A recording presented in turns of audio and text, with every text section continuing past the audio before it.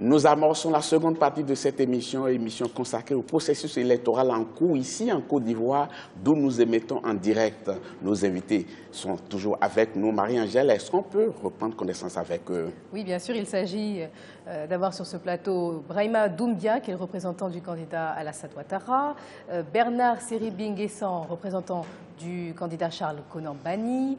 Nous avons également Sourou Koné, qui est premier vice-président de la CEI, la Commission électorale indépendante, ainsi qu'Amédé Djé, représentant de la candidate Henriette Lagou. Voilà.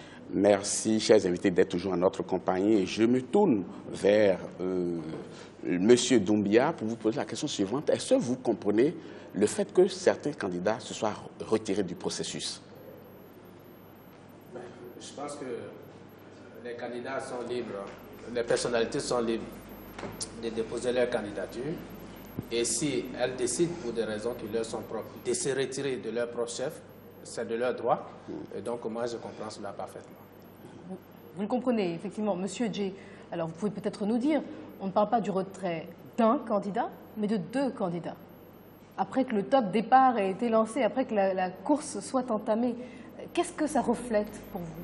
Merci madame, mais je voudrais vous demander la permission de pouvoir donner mon point de vue sur le taux de participation parce qu'il nous avait été promis cela.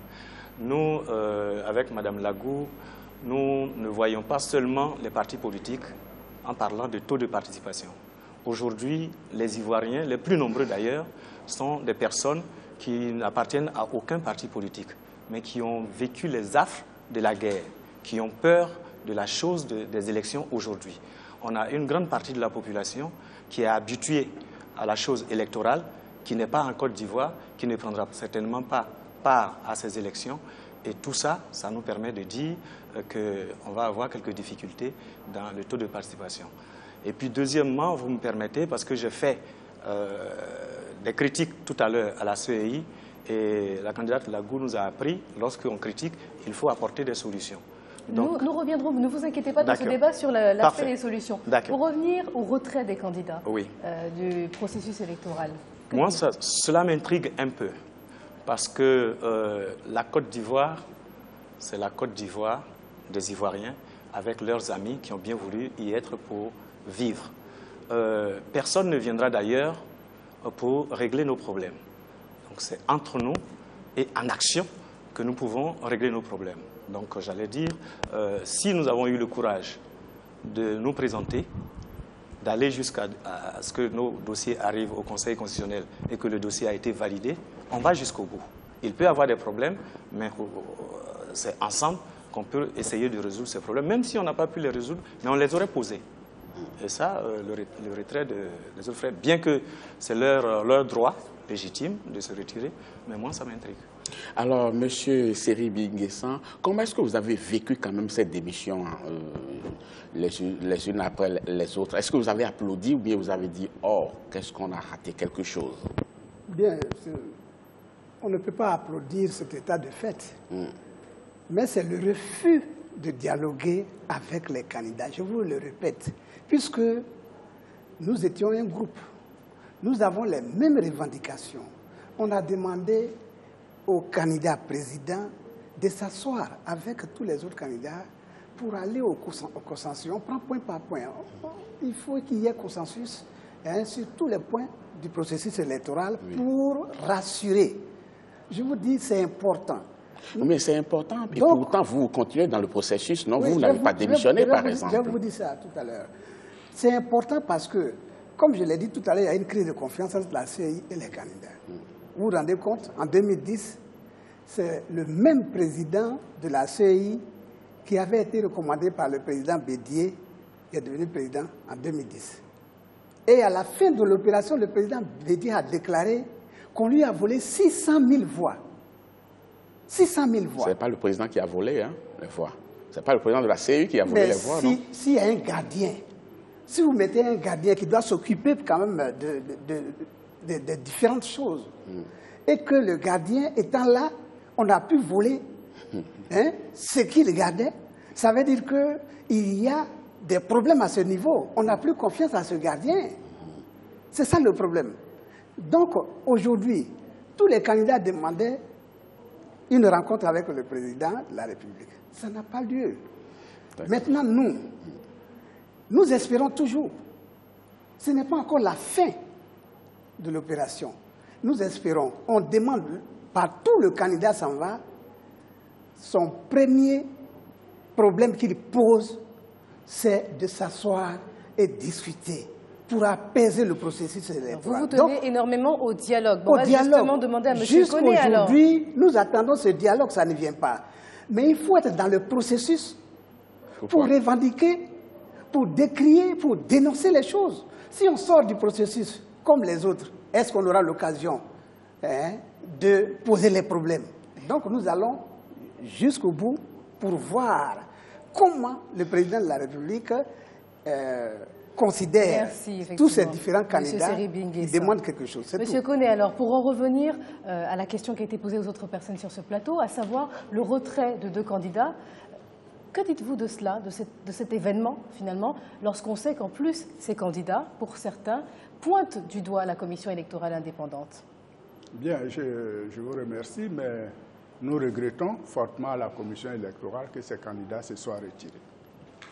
Parce que nous aurions bien voulu conduire le processus jusqu'à son terme avec l'ensemble des candidats. Mais ces candidats ont des griefs, effectivement, contre la commission électorale indépendante. Mais ça, je peux vous dire, madame, au niveau de la commission, nous avons une haute conscience des responsabilités qui sont les nôtres. Nous avons organisé des élections en 2010, où il y a eu 3000 morts. Nous sommes des Ivoiriens. Et nous demandons à nos compatriotes de nous faire le minimum de confiance. Parce que ce n'est pas des extraterrestres qui viendront organiser les élections en Côte d'Ivoire. Si ce n'est pas nous, c'est d'autres Ivoiriens qui viendront. Et tout à l'heure, mon frère disait que le président qui représentait Henri Konan Bédié s'est fait voler, a fait voler 600 000 voix à Konan Bédié. Ça veut dire quoi? Ça veut dire qu'il est honnête, ce président. Si il peut laisser voler des voix à celui qui représente, ça veut dire qu'il n'est pas partisan. Et c'est ce qu'on demande justement aux membres qui sont à la commission électorale. Apparemment, ce n'est pas la même manière d'apprécier la chose. On veut des Ivoiriens à la commission électorale qui ne sont pas partisans. Oui, mais monsieur le vice-président, est-ce que ça ne vous dérange pas que ce soit la même personne qui a dirigé la commission électorale hier, et ça a donné les résultats que tout le monde déplore, qui dirige encore la même commission électorale? Monsieur Babilas, est-ce que les événements qui sont intervenus sont du fait du président de la CEI? C'est la question qu'il faut se poser. En tout cas, il y a une très bonne figure de style qu'il a utilisée en parlant de gardien, le gardien du temple qui se fait voler pas mal de choses. La commission électorale a fait son travail en toute transparence. J'espère que vous me donnez l'occasion d'expliquer comment le scrutin se passe dans le bureau de vote. La commission a donné un résultat qui a été refusé par un des candidats. Et c'est ce qui a entraîné ce que nous avons connu.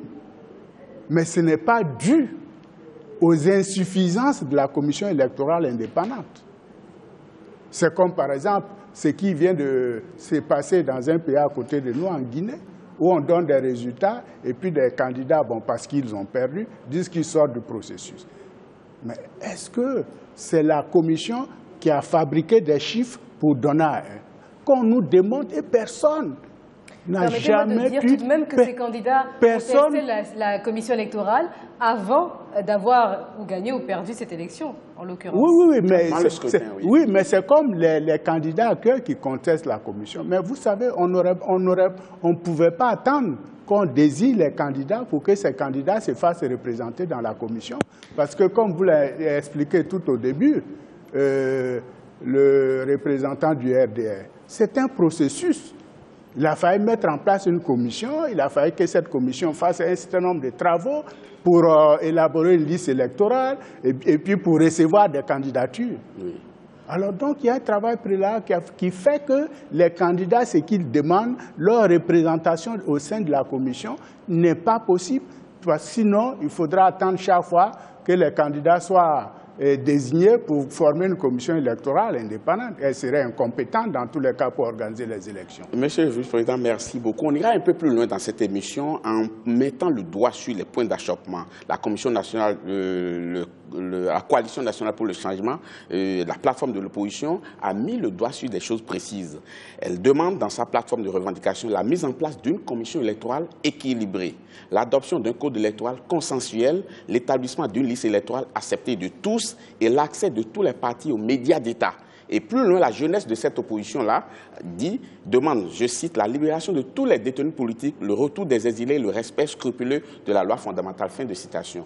Monsieur Doumbia, alors quel regard portez-vous sur cette plateforme de revendication? On ira point par point et tout le monde va se prononcer là-dessus. D'abord, le premier point, c'est la mise en place d'une commission électorale équilibrée. Est-ce que selon vous, la commission électorale, dans son état actuel, est équilibrée? Je voudrais indiquer que la commission, aujourd'hui, dans sa composition, comprend 4 représentants de l'opposition, 4 représentants du parti au groupement des partis au pouvoir, 4 représentants de la société civile et 5 représentants de l'administration, notamment le président de la République, l'Assemblée nationale, le ministère de l'Intérieur, la justice et l'économie et des finances, parce qu'il y a des magistrats dedans, il y a des aspects juridiques, il y a des aspects économiques, il y a des aspects de sécurité et tout ça. Donc la commission, aujourd'hui, est une commission qui comprend toutes les composantes de la société ivoirienne. Donc ça, c'est ce que je peux dire. Et puis ce que je voudrais dire avant d'arriver là, c'est que la coalition, donc vous venez d'évoquer, est née en mai 2015. Alors que la commission a été mise en place en août 2014. Après discussion, je prends le Premier ministre Konan Banny, était membre du PDCI. Mais pour la mise en place de la commission, le PDCI-RDA, en tant que parti politique, a été consulté, de même que le RDR, de même que le FPI, de même que Leader.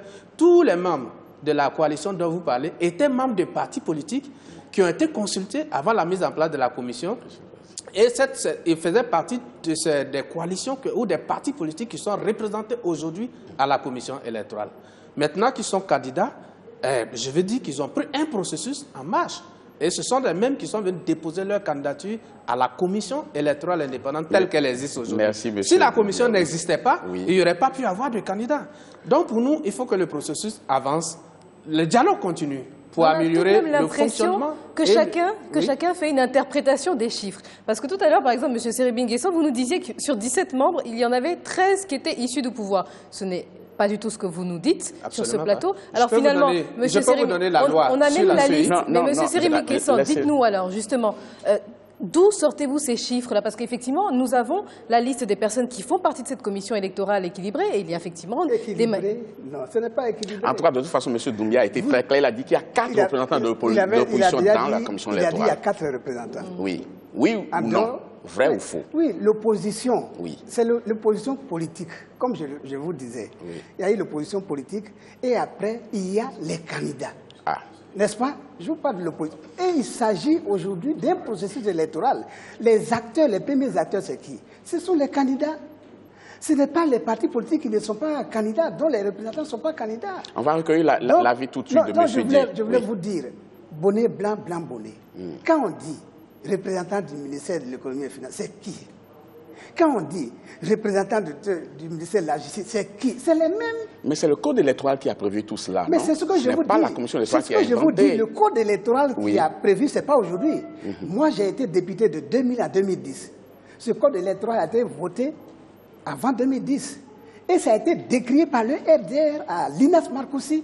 C'est ainsi qu'on a, pour qu'il y ait une élection apaisée, on a introduit les différents représentants des mouvements qui avaient pris les armes. Aujourd'hui, qu'est-ce qu'on fait? On s'assoit sur le même document, sur la même loi, en retirant les mouvements qui avaient pris les armes, et on introduit d'autres personnes qui sont proches du pouvoir. C'est ça qui fait les 13. Ça, c'est clair. Monsieur Seribing Nguessan, il y a deux positions complètement différentes entre vous et M. Doumbia, mais on va recueillir peut-être M. Dié qui peut-être va nous départager. Est-ce que l'opposition est représentée au sein de la commission électorale aujourd'hui, oui ou non? Je ne répondrai pas de cette façon à la question. il faut qu'on reparte. Pourquoi il y a eu CEI en Côte d'Ivoire? La commission électorale. La commission électorale. Oui. C'est le ministère de l'Intérieur qui organisait entre-temps les élections. À un moment donné, il y a eu suspicion. On ne croyait pas, on ne croyait plus au ministère de l'Intérieur. Et donc, l'opposition s'est battue, bec et ongle, pour obtenir la création de la commission électorale indépendante. Le problème qui se pose, c'est que dans la rédaction des textes qui régissent la CEI, tous ont été d'accord pour confier au président de la République la nomination du président de la CEI. La base est faussée déjà. C'est le président qui nomme. Pardon? Il semble que sur ce plateau, effectivement, toutes les autres personnes ne sont pas d'accord avec vous, M. Djé. Si, puisque quand on fait la composition avec les représentants de l'administration et autres, c'est ça qui pose le problème.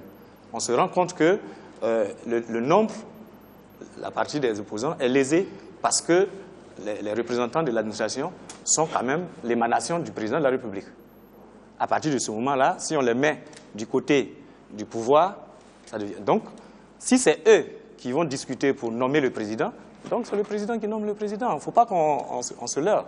C'est clair. Donc, si la chose est faite de cette façon, chacun était libre de rentrer à la CEI ou pas. Vous parlez de mon frère. Au moment où on mettait en place la CEI, ces candidats qui sont indépendants aujourd'hui faisaient partie de la société civile, puisqu'ils n'avaient pas de parti. Donc aujourd'hui, on ne peut pas prétester... Dans ces conditions, on n'aura jamais le consensus. On n'aura jamais le consensus. C'est pourquoi nous, moi j'ai battu campagne pour que le candidat que j'ai soutenu pour entrer à la CEI soit le président de la CEI. Il n'a pas été président, mais il est quand même deuxième vice-président. Mais Monsieur... entre nous, quand ils sont entrés à la CEI, ils ont prêté serment. Ils ne nous rendent plus compte. Donc le débat à ce niveau-là, c'est un débat inutile. Nous nous sommes dit, on y va. C'est des hommes, même M. Youssouf Bakayoko, on n'était pas pour qu'il soit là, mais il est là. Nous pensons que c'est un Ivoirien, il a vu ce qui s'est passé, c'est un être humain. Il peut dire, nous avons posé ces actes hier, nous allons faire attention pour ne pas reprendre les mêmes actes pour se retrouver dans telle situation. Nous faisons confiance aux hommes. Maintenant, vous faites confiance aux hommes, mais justement, on va demander à M. Koné, alors, au vu de la crise passée en Côte d'Ivoire, au vu des réalités, des nouvelles réalités, au vu, parfois, effectivement, parler de problèmes de confiance, de ce sentiment de suspicion, parfois, n'aurait-il pas fallu revisiter encore plus la composition de la CEI, à votre avis? Je voulais vous rappeler que la composition actuelle de la CEI a fait l'objet de longues discussions. Le gouvernement a dû faire un aller-retour à l'Assemblée nationale pour pouvoir satisfaire un certain nombre de préoccupations de l'opposition. D'abord, c'était une commission de 13 membres. Ensuite, on a dû la passer à 17 membres. Et puis après, on avait un bureau de 6 membres. On a dû le passer à 9 membres. Tout ça pour tenir compte des préoccupations posées par l'opposition. L'opposition d'alors. L'opposition d'alors, qui n'est pas les candidats d'aujourd'hui, pour tenir compte des préoccupations de l'opposition. Donc ça a été une longue maturation qui a abouti à la CEI que nous avons actuellement. Je comprends que nos amis, et c'est ce que je leur demande, je comprends qu'ils pensent que quand quelqu'un a la CEI, il peut œuvrer pour un candidat. Ça peut être possible. Hein? Je vous dis que ce n'est pas possible. Pourquoi ce n'est pas possible? Parce que les décisions à la CEI se prennent soit par consensus, soit par vote. Soit par consensus, soit par vote. Donc, personne, aucun membre de la commission n'est capable de venir s'imposer à ses autres collègues. C'est ce que nos camarades doivent comprendre. Nous avons prêté serment. Quand nous y entrons, moi, personnellement, je sais que mon mandat ne m'a jamais donné d'instruction quant à une activité de la commission électorale. Et je suis sûr que certains de mes collègues sont dans la même situation. Oui. Nous ne répondons pas et quand nous mettons nos démembrements à l'intérieur du pays, nous leur disons, vous ne répondez plus de vos partis politiques. Vous répondez maintenant de la commission. Mais pourtant, oui, mais dans l'absolu, il faut bien dire quelque chose. Monsieur Koné, on va évoluer et amorcer un autre point. On a parlé là maintenant de la composition de la commission électorale. La liste électorale, l'opposition veut qu'elle soit acceptée de tous. Monsieur Seribi Nguessan, qu'est-ce que vous reprochez à cette liste électorale de manière précise? En 2010, il y a la liste électorale. Chaque liste électorale s'adosse sur la liste électorale de l'année précédente, n'est-ce pas? Et en 2010, il y a eu des croisements et puis il y a eu une liste blanche, c'est-à-dire ceux qui sont aptes. Et il y a eu une liste grise. C'est-à-dire, on a fait donc la différence entre ceux qui ont droit à être sur la liste électorale et ceux qui n'ont pas droit. Aujourd'hui, on n'a pas vu ça. Nous, les candidats, pour pour les problèmes que contiennent la liste électorale, nous ne sommes pas destinataires de la liste électorale. Pour regarder sur la liste électorale s'il y a des problèmes ou pas. Ce sont les partis politiques qui sont destinataires de la liste électorale provisoire. Vous dites que vous n'êtes pas destinataire. Vous qui? Vous, candidats? Nous, les candidats indépendants qui ne sont pas issus de partis politiques, on n'a pas droit à la liste électorale provisoire. Oui. N'est-ce pas? Donc, si nous voulons même engager des processus pour revisiter la liste électorale, puisqu'on n'est pas destinataire, on n'a pas la liste, on ne peut pas le faire. Hein, le contentieux même, là, on ne peut pas régler ce contentieux parce qu'on n'est pas destinataire de la liste. Mais est-ce que c'était prévu dans le code électoral que les candidats indépendants devaient être destinataires? Non, je vous dis que ce n'est pas prévu. Très bien. Ce n'est pas prévu. Donc, on n'est pas destinataire. C'est pour cela que je vous dis, pour chaque processus, là, il faut qu'on s'asseye, qu'on discute et que les choses se fassent de manière consensuelle, n'est-ce pas? Consensus, effectivement, c'est un mot qui revient souvent. Voilà, alors, monsieur Doumbia, justement, est-ce que vous trouvez que la liste électorale, finalement, a été acceptée dans le consensus partout? Est-ce que vous-même, vous avez quelques petits détails dans cette liste électorale qui vous ont interpellé ou non? Je voudrais indiquer que la liste électorale de cette année n'est que la suite de la liste de 2010 dont il parle, puisque c'était une révision. Et le code électoral est clair, pour être électeur en Côte d'Ivoire, il faut être ivoirien. Et pour être ivoirien, soit vous avez la carte nationale d'identité que vous prenez pour venir vous inscrire sur la liste, ou alors vous produisez le certificat de nationalité pour venir vous inscrire. Que certains trouvent difficile justement à obtenir. Oui, c'est ce qui s'est passé. Maintenant, ce que nous avons, ce sont les conditions qui se sont imposées à tout le monde, hein, c'était que la délivrance des certificats de nationalité a pris un certain temps. Bon, ça, nous avons tous vécu cette difficulté et il y a eu des audiences foraines pour aider les uns et les autres à le faire. Mais ceux qui se sont inscrits sur la liste électorale l'ont fait avec les documents requis par la loi. Et à partir de ce moment-là, la liste répond aux normes édictées par la loi, il n'y a plus de consensus à rechercher. Je vous ai dit que les élections sont régies par des textes. Et ensuite, sur la base des modalités pratiques, nous nous rencontrons pour discuter, mais on le fait dans un cadre qui est tracé par la loi. Et c'est ce qui a été fait pour la liste électorale. Et par la suite, les listes ont été données. Et le code électoral dit que tout individu, je ne dis même pas parti politique, tout individu qui veut avoir la liste électorale peut la demander à la CEI à ses frais.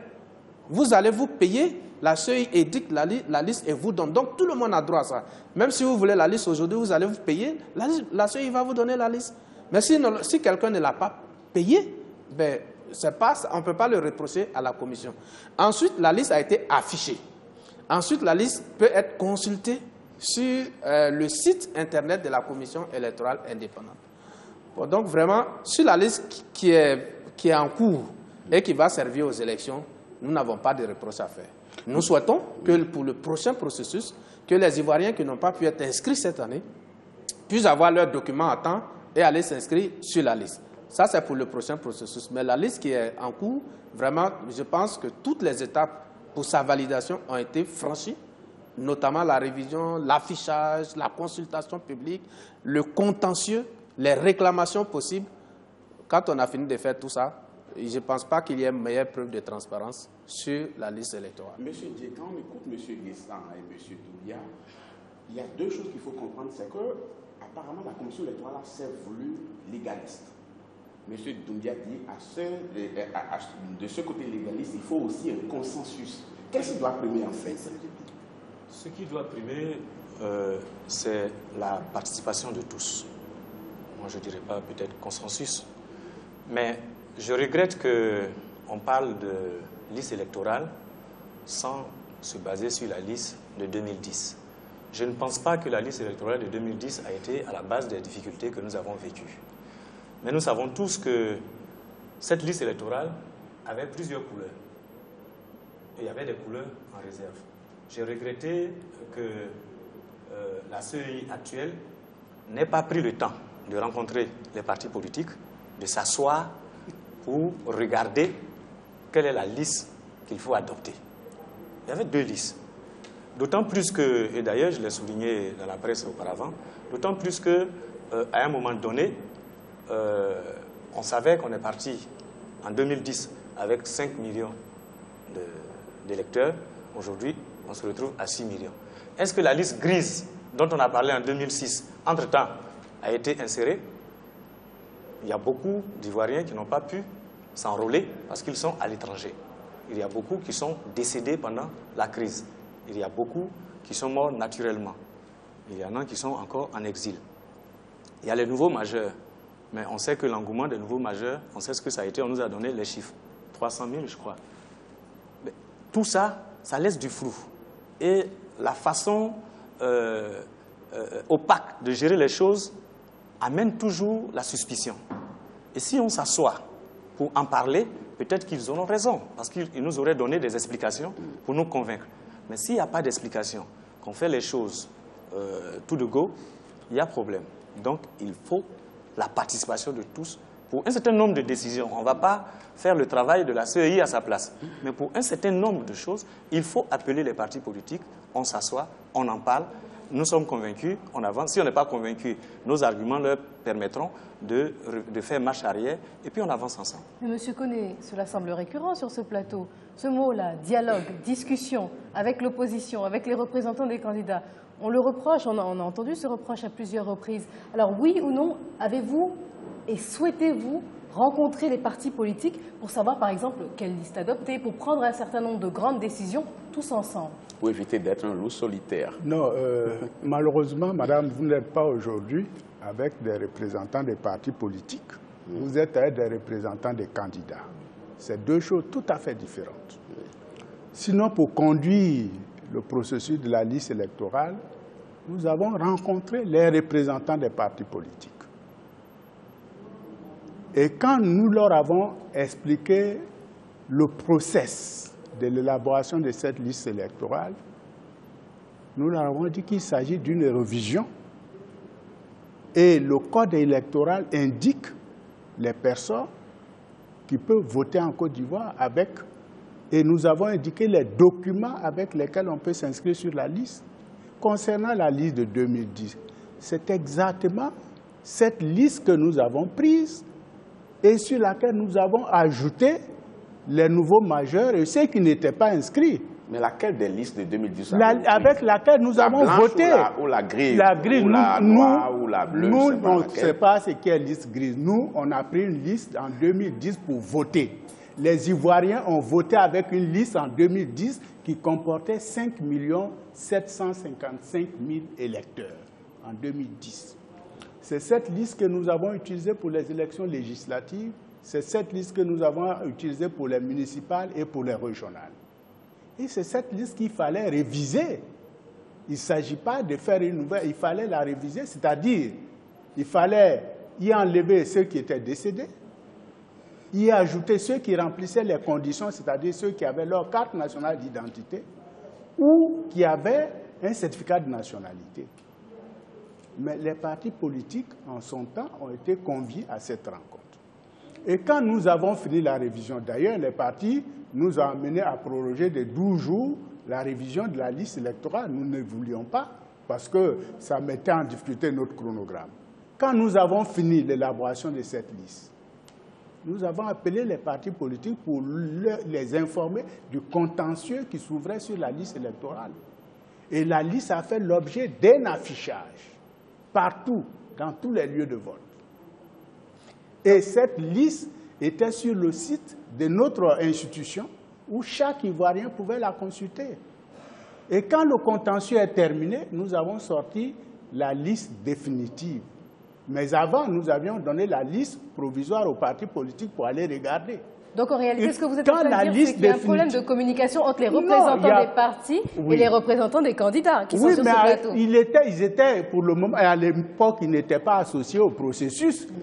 Ils ne sont venus au processus que lorsqu'ils ont été candidats. Leur position d'hier, ils devraient être associés. S'ils sont de la société civile, il y a des représentants de la société civile au sein de la commission électorale. S'ils sont partisans, il y a des représentants de partis. S'ils sont de l'opposition, il y a des représentants de l'opposition. Normalement, quelle que soit la position, toutes les couches de la société de la Côte d'Ivoire devraient être représentées au sein de la commission électorale, non? Donc, est-ce qu'au fait, il n'y a pas plus un problème par rapport au code électoral à la base, plutôt que de s'en prendre à la commission électorale aujourd'hui, qui ne fait que ce qui est dicté dans le code électoral, non? Monsieur, oui. Le représentant de la CEI vient de vous dire que le code électoral a été révisité 2 fois. N'est-ce pas? Non, je dis la composition de la CEI. Mais c'est dans quoi? La composition de la CEI, c'est dit parfois. C'est fixé par la loi. C'est la loi. Donc la loi a été révisitée 2 fois, comme vous le dites. Non. Pourquoi? Écoutez bien quand on vous parle. Non, mais je ne sais pas. Oui, finissez là-dessus. Il a dit tout à l'heure qu'il y avait déjà une composition de 13 membres. Et il y a eu un rajout de 6 membres, ça faisait donc, de 4 membres, ça faisait donc 17. N'est-ce pas? Ça vient d'où?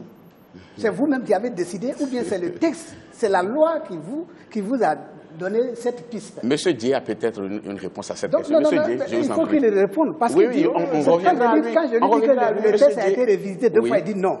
Or, c'est par les textes qu'on organise les élections. Monsieur Dié, on ne s'assoit pas pour dire. Je voulais rebondir sur notre présence ici en tant que candidat ou parti. Moi, je suis du parti de la candidate Lagou. Je suis chargé dans mon parti des questions électorales. J'ai toujours été présent à toutes les rencontres avec la CEI. De ce que monsieur le premier vice-président parle, quand il s'est agi de parler de la liste électorale, on a posé le problème. Et les listes grises? Ils ont répondu, comme il a répondu tout à l'heure, nous ne connaissons que la liste avec laquelle nous sommes partis en 2010. Mais la liste grise, c'est des Ivoiriens qui étaient mis en instance parce qu'il y avait problème. Tout le monde était d'accord sur le fait, mais il fallait partir aux élections. Mais quand on a fini, qu'il y a eu la crise, qu'on revient, qu'on veut soigner cette plaie, on s'assoit, et puis ceux qui n'y étaient pas, on règle leur cas, leur situation. Donc je veux dire que ici, j'ai les 2 casquettes. Je suis un parti politique, et puis je représente la candidate Henriette Lagou, qui a un parti politique, qui est le RPCP. Monsieur Doumbia, alors effectivement, un autre point également, une exigence de la jeunesse et de l'opposition. Elle exige la libération de tous les détenus politiques, le retour des exilés et le respect scrupuleux de la loi fondamentale en Côte d'Ivoire. Pensez-vous que ce soit un préalable au bon fonctionnement de ce scrutin et à l'organisation d'une élection présidentielle, en l'occurrence dans une semaine? Je voudrais d'abord qu'on nous définisse ce qu'on appelle détenu politique. Vous voulez vraiment une définition? Ah oui, en Côte d'Ivoire, ceux qu'on considère comme des détenus politiques. Oui. À ce que je sache, en Côte d'Ivoire, il n'y a pas de prisonniers d'opinion. Ce sont des personnes qui ont été prises dans le cadre d'atteinte à la sûreté de l'État ou dans le cadre d'activités qui ont conduit à, je vais dire, à mort d'homme. Donc, si des gens revendiquent cela, je veux dire l'appartenance ou l'appartenance au même groupe que ces prisonniers, en les appelant des prisonniers politiques, qui viennent déclarer qu'ils étaient de connivence avec eux dans les activités qu'ils étaient en train d'entreprendre. Maintenant, les exilés, mais le président a appelé à tout le monde, il n'y a pas d'exilés politiques. Le président, à chaque fois qu'il a eu à prendre la parole, a invité tous les Ivoiriens, où qu'ils soient, parce qu'il a dit que lui, il a souffert de l'exil. Il ne voudrait pas qu'un seul Ivoirien soit exilé. Il a toujours appelé les uns et les autres à rejoindre le pays, à rentrer en Côte d'Ivoire. C'est eux qui ne sont pas venus. Donc aujourd'hui, il n'y a pas quelqu'un qui est empêché de revenir en Côte d'Ivoire. Chacun vient à son rythme. Si d'autres viennent aujourd'hui, on les accueille. Si d'autres viennent demain, ils seront accueillis. Donc il n'y a aucune difficulté, en tout cas du côté du pouvoir, pour empêcher les uns et les autres de rentrer. En tout cas, la coalition nationale pour le changement qui a rédigé ces revendications, M. Seribi Nguessan est membre, enfin son candidat est membre de cette coalition-là. Est-ce que, en posant cette revendication, vous avez pensé à quoi concrètement? Vous pensez qu'il y a des détenus politiques réellement dans le pays? Il y a des détenus politiques. Oui. Quand on fait on organise un meeting, à l'issue duquel on arrête des Ivoiriens, c'est à cause de leur opinion qu'ils ont été arrêtés. N'est-ce pas? Il y a des détenus politiques. Il faut créer la condition pour que les exilés, effectivement, rentrent. Hein? Il faut créer les conditions. En place dit qu'il pose quand même des conditions. Hein? On a assisté à des arrestations de certains exilés qui sont rentrés. 1 mois, 2 mois, on les a arrêtés. Est-ce que ça peut rassurer les autres qui sont encore en exil? Mais d'autres exilés sont rentrés et se baladent librement également. Oui, ça dépend de ce que chacun a fait. Hein? C'est ça, non, ça dépend de ce que chacun a fait. Mais quand je vous dis, quelqu'un qui est à l'extérieur, qui apprend que son ami est arrivé hier, qu'on l'a arrêté, il se dit, mais moi aussi on peut m'arrêter. Ici, là, on qualifie les délits selon le bon vouloir des gens. Hein? On peut dire, par exemple, atteinte à la sûreté de l'État. Oui, à la sûreté de l'État. Or, ce n'est pas cela, ce n'est pas cela qu'on voit actuellement. On arrête des gens et puis on qualifie soi-même les délits. De toute façon, le président de la République a plusieurs fois lancé l'appel quand même à demander à tous les Ivoiriens de pouvoir rentrer dans leur pays. Maintenant, qu'est-ce qui se passe après? Toujours est-il qu'il y a des gens qui circulent librement. Monsieur Dié, qu'est-ce que vous pensez sur la question? Je reviens vers vous tout à l'heure. Je vous dirais tout de suite que le parti au pouvoir a la responsabilité des enfants du pays qui sont à l'étranger. Selon la Constitution, personne ne doit être hors de son pays, de cette façon. Donc, une chose est de dire, venez. S'ils ne viennent pas, le parti au pouvoir a la responsabilité de mettre tout en œuvre pour qu'ils rentrent. Ceux qui ne viennent pas, ils ont certainement leur... Mais vous voulez dire que les appels que lance le président de la République ne sont pas sincères? C'est sincère, mais il faut qu'ils les écoutent pour qu'ils lui disent pourquoi ils ne viennent pas. Parce que les appels, c'est un fait. Mais le voisin qui peut te donner un coup si tu arrives, c'est un problème. C'est que le voisin n'a pas encore pardonné. J'ai entendu le président de la République hier dire il ne faut pas dire qu'on a pardonné et puis après tu sors ton petit couteau. S'il y a des gens qui n'ont pas pardonné, qui agissent comme ça, ben, les autres vont avoir peur. Moi, je dis il faut mener des actions, il faut une offensive de ce côté-là. Dans tous les cas, tant que les enfants de ce pays seront à l'étranger, ce serait la responsabilité du pouvoir. Et il faut qu'ils mettent tout en œuvre pour que tout le monde rentre. Alors, M. Doumbia, une réaction avant de poursuivre rapide. Nous sommes à un débat, un débat public entre gens responsables. Moi, je ne souhaiterais pas qu'on lance des bouts de phrases, mais sur ce genre de point, il faudrait qu'il soit précis en disant que telle personnalité a été arrêtée à tel événement et se trouve en prison. Et en ce moment, on verra bien s'il y a des prisonniers d'opinion en Côte d'Ivoire où il n'y en a pas. Mais sinon, de toute façon, nous aurons un débat sur ce plateau consacré à la justice et à la réconciliation. Voilà. C'est peut-être l'occasion de revenir voilà, sur c'est pour vous dire qu'ici, on ne pourra pas donner de nom de prisonniers politiques. Mais tous ceux qui ont été arrêtés l'ont été à la suite de faits répréhensibles. Et on ne peut pas non plus laisser prospérer l'impunité sur un certain nombre de sujets. Sinon, on ne sera pas en paix. Merci, M. Doumbia. Alors, nous avons évoqué les difficultés liées au processus électoral. Il est temps à présent de proposer des solutions afin de parvenir à un scrutin ayant l'assentiment, autant que faire se peut, de la majorité des acteurs politiques ivoiriens.